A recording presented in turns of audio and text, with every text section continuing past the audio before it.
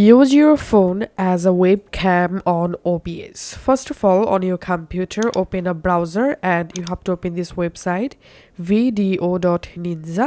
From this website, click on create reusable invite and here you will get this QR code. On your Android or iPhone, just open the camera app and scan this QR code using your phone and you directly jump into this interface. Here tap on share your camera.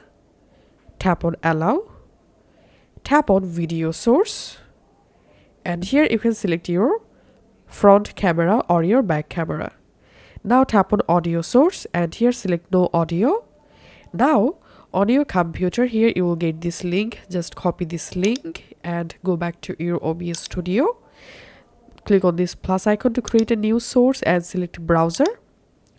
Here click on OK and just in this URL field you have to paste the link that you just copied and width give here 9020 and height give 1080 and here scroll down, check this option refresh browser when scene becomes active.